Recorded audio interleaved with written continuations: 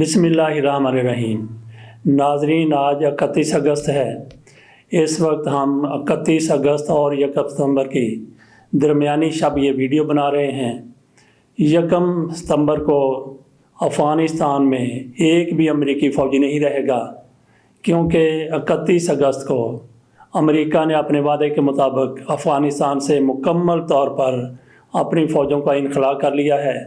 दीगर ममालिक जिसमें फ़्रांस, बरतानिया और दूसरे ममालिक भी थे, तकरीबन 40 से ज़्यादा ममालिक यहाँ पे अफ़गानिस्तान को फ़तह करने आए थे। वो सारे के सारे लोग यहाँ से वापस जा चुके हैं। इनखला मुकम्मल हो चुका है। जाते जाते अमेरिका के 15 फ़ौजी ज़ख्मी हुए, शदीद ज़ख्मी हुए। वो ज़िंदगी भर के लिए माज़ूर हो गए और उसके 13 फ़ौजी वहाँ पे मारे गए। इनके मारे जाने की वजह, इनके खाक और खून में मिलने की वजह गलती किसकी थी? अमेरिका की गलती थी, क्योंकि अमेरिका की तरफ से तालिबान के साथ जो मुआहदा किया गया था कि अमेरिका अफ़गानिस्तान से 1 मई 2020 तक इनखला कर देगा, लेकिन अमेरिका की तरफ से इसमें ताख़ीर की गई और बाद फिर अमेरिका की तरफ से 31 अगस्त 2021 तक ले जाई गई।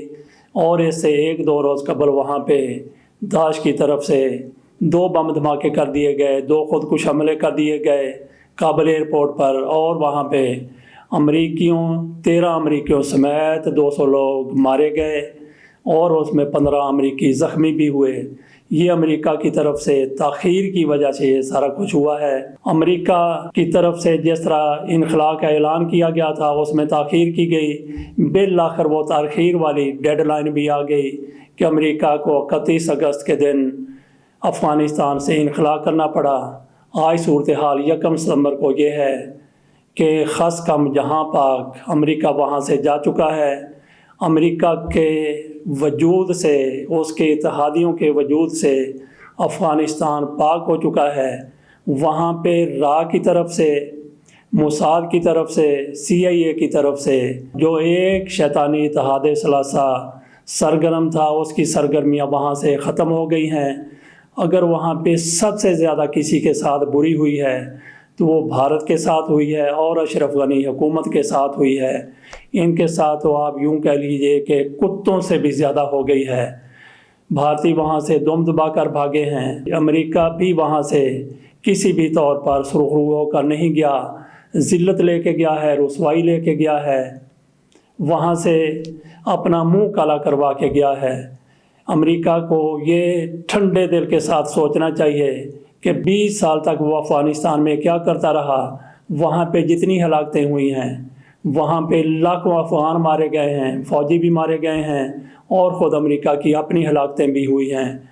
अमेरिका ठंडे दिल से सोचे कि ये सारा कुछ उसके साथ क्यों हुआ है। अब जब कि वहाँ पे 31 अगस्त को अमेरिका वहाँ से जा चुका है, मुकम्मल तौर पर इनखला कर चुका है। इस हवाले से हम लंदन में खालिद अचलौधी साहब से बात करेंगे कि उनका इस हवाले से क्या तज़किया है। हमें ये भी पता चला है कि बरतानिया में बरतानवी साबिक़ फ़ौजियों ने भी वहाँ पे एक भरपूर किस्म का गुज़श्ता दिनों 1-2 रोज़ कबल मुज़ाहरा किया है।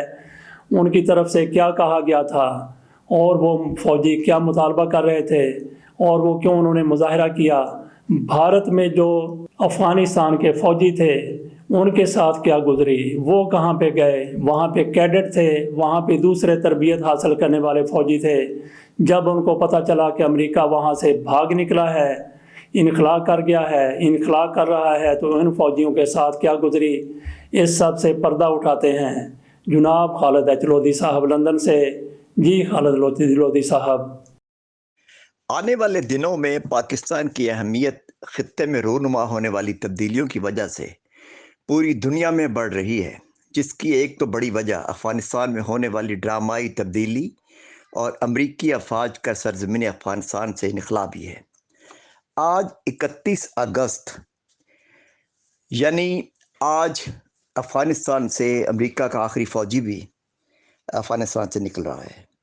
इसका मतलब यह हुआ कि अब सरज़मीन अफ़गानिस्तान पर किसी गैर मुल्की फ़ौजी का कोई वजूद नहीं है। अब पाकिस्तान को पूरी दुनिया में अमन के लिए अहम मुल्क करार दिया जा रहा है, जिसकी वजह یہ ہے کہ افغانستان میں اگر امن ہوگا تو یہ صرف اور صرف پاکستان کی کوششوں سے ہوگا۔ دوسری جانب آپ اندازہ کیجئے کہ افغانستان میں بھارت اور اسرائیل کی شراکت داری سے افغانستان میں ہر ممکن طور پر بھارت کا تسلط قائم کرنے کی کوشش کی گئی۔ بھارت نے اسرائیلی خفیہ ایجنسی را اور امریکی CIA کے ساتھ مل کر افغانستان میں اپنا خفیہ نیٹ ورک قائم کرنے کی بھرپور کوشش کی، مگر افغانستان میں ڈرامائی تبدیلی اور طالبان کی سبک رفتار پیش قدمی نے بھارت کے تمام عزائم کو خاک میں ملا کر رکھ دیا۔ اندازہ کر لیجئے کہ بھارت کی فارن سروس اکیڈمی میں تربیت حاصل کرنے والے افغان ڈپلومیٹک کور کے لیے زیر تربیت سفارتکار بھی راہ فرار اختیار کر چکے ہیں، جو کہ یورپی ممالک میں سیاسی پناہ کے متلاشی ہیں۔ یہی صورتحال کچھ اس طرح سے ہے کہ افغان کیڈٹس جو کہ بھارت کی ملٹری اکیڈمی میں زیر تربیت تھے، وہ بھی اپنا تمام کیریئر چھوڑ کر وہاں سے فرار ہو چکے ہیں۔ برطانیہ میں دیکھ لیجئے کہ گزشتہ دنوں یعنی گزرے جمعے کے دن 27 اگست کو لندن میں ٹریفالگر اسکوائر سے پارلیمنٹ اسکوائر تک ہزاروں کی تعداد میں برطانیہ کے سابق فوجیوں نے ہیوی موٹر بائکس پر احتجاجی مارچ کیا۔ یہ مارچ برطانوی فوجیوں نے برطانوی قوانین کے خلاف کیا، جس کے تحت ناردرن آئرلینڈ کے علاوہ عراق، افغانستان اور لیبیا میں برطانوی فوج کی جانب سے کی گئی انسانی حقوق کی خلاف ورزیوں کے خلاف ان کے خلاف بنائے گئے مقدمات کے بارے میں تھا۔ فوجیوں کا خیال ہے کہ ہمیں بلا وجہ طور پر ان ممالک میں بھیجا گیا اور وہاں ہمیں مروایا گیا اور اس کا کوئی جواز نہ تھا۔ زیادہ تر ریٹائرڈ فوجی جن سے میری ذاتی طور پر ملاقات ہوئی ہے، وہ یہ کہتے ہیں کہ کسی طور پر بھی نہ تو امریکہ اور نہ تو برطانیہ کا کوئی جواز تھا کہ ان ممالک میں جا کر فوجی کارروائی کرتے اور ہمیں مرواتے۔ اس احتجاجی مظاہرے میں جو کہ ہزاروں کی تعداد میں فوجیوں نے کیا لندن میں، اس میں انٹرسٹنگلی اس کی قیادت کرنے والوں میں برطانیہ کے سابق وزیر دفاع جان لوتھر مرکر بھی شامل تھے، جو کہ 3 مرتبہ افغانستان میں فوجی آپریشن کر چکے ہیں اور یہ فوج میں کیپٹن کے عہدے پر فائز تھے۔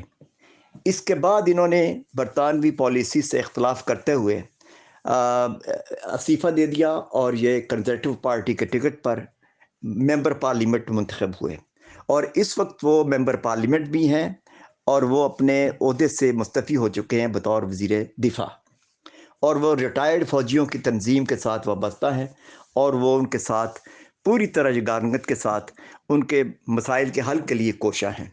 بطور ممبر پارلیمنٹ وہ اسمبلی کے اندر، پارلیمنٹ کے اندر ریٹائرڈ فوجیوں کے مسائل کو اٹھاتے ہیں، اور وہ کہتے ہیں، خود بھی مان رہے ہیں، تسلیم کرتے ہیں کہ ہمیں باہر برطانوی فوجیوں کا بلا وجہ مروایا گیا۔